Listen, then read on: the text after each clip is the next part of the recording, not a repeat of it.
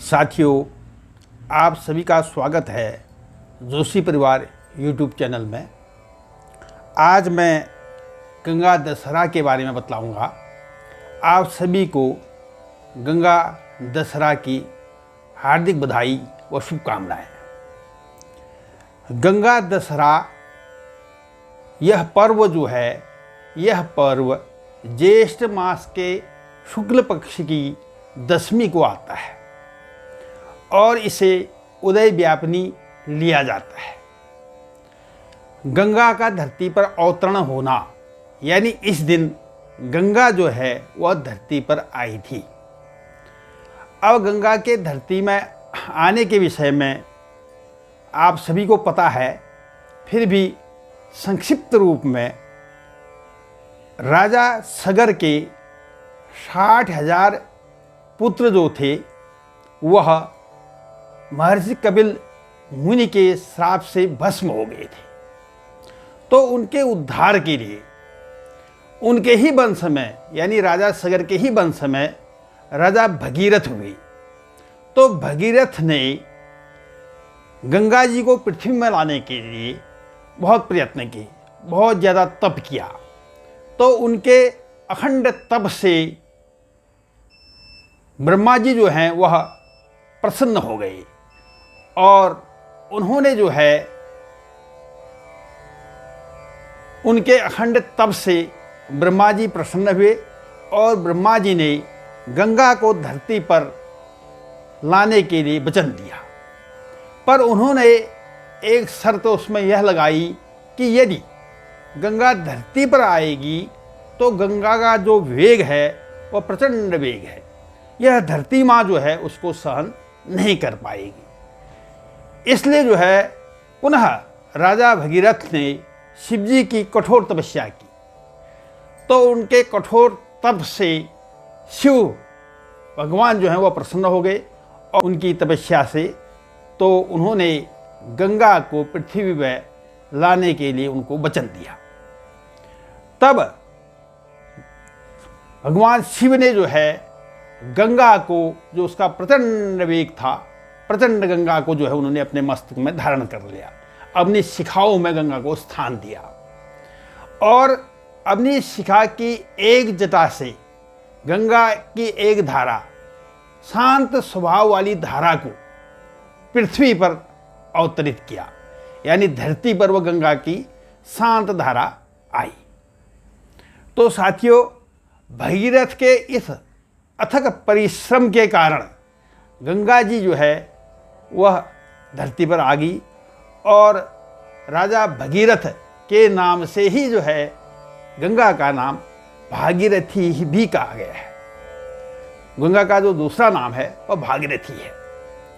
अब यह जो गंगा है, यह केवल गंगा अवतरण ही न होकर के इसमें गंगा अवतरण, भगीरथ का कठोर तप और शिव जी की अनुपम कृपा, ये तीनों चीज़ें इसमें समाहित हैं। और गंगा दशहरा, इसमें जो दशहरा शब्द आया है यह 10 का प्रतीक है। मनसा वाचा कर्मणा, आदमी के द्वारा मन से, वचन से और शरीर से जो पाप हो जाते हैं उनकी संख्या भी 10 कही गई है। तो ये 10 किस प्रकार से हैं? कायिक पाप के अंतर्गत 3 पाप आते हैं।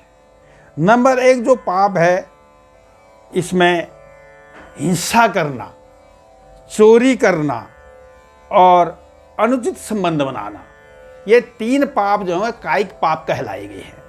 इसके बाद आता है वाचिक, यानी जो वाणी के द्वारा कठोर बोलना, झूठ बोलना और किसी की चुगली करना, किसी को मिथ्या अपवाद लगा देना, ये 4 जो है ये कायिक वाचिक पाप कहे गए हैं। इसके बाद आते हैं 3 पाप जो मानसिक पाप है।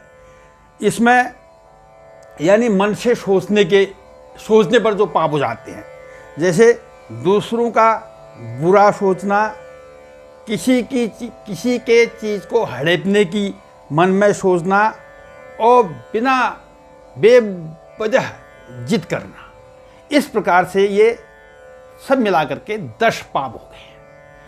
तो इस गंगा का महत्व इतना ज़्यादा है कि गंगा दशहरा के दिन जो गंगा जी में स्नान करते हैं, गंगा जी में स्नान के अलावा गंगा जी जहाँ जहाँ पर भी बहती हैं, जैसे मुख्य गणमुक्तेश्वर हो गया, ऋषिकेश, हरिद्वार, प्रयाग, काशी, तो इन जगहों में स्नान करने से, स्नान करते वक्त 10 डुबकी लगाने से हमारे जो 10 प्रकार के पाप हैं ये समाप्त हो जाते हैं।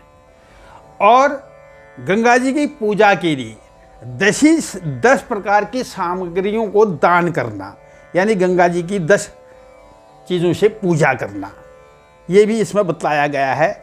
इसमें आता है फूल है, फल, दीपक, घी, शक्कर, तेल, नमक, और पूजा जो सौभाग्य के द्रव्य हैं, इन द्रव्यों को गंगा जी में समर्पित करना। इसके अलावा यथासंख्या स्वर्णदान, रजत दान, ये सब इसमें आता है। तो इस 10 का भी इसमें बड़ा महत्व है। और जो दान में बतलाया गया है कि तामसी दान इसमें न किया जाए, जैसे मांस, मदिरा, जो तामसी है इनका दान इसमें नहीं किया जाता है। सात्विकी वस्तुओं का दान इसमें देने का प्रावधान है। और इसमें इस पर्व के दिन हमें क्या चीज़ खरीदना चाहिए, इसके बारे में सफ़ेद वस्त्रों को इस दिन खरीदना शुभ माना गया है। यानी सफ़ेद वस्त्रों का जो क्रय है वह इस दिन शुभ माना गया है। तो साथियों, इस प्रकार से जो एक गंगा है, इस गंगा का केवल पृथ्वी में आना ही न मानकर इसमें ये माना जाए कि नंबर 1 तो इसमें गंगा जी का धरती पर आना, भगीरथ का कठोर तप, शिव जी की अनुपम कृपा, मोक्ष प्रदान करना, पापियों को तारना, पितरों की मुक्ति, ये सारी चीज़ें इसमें समाहित है।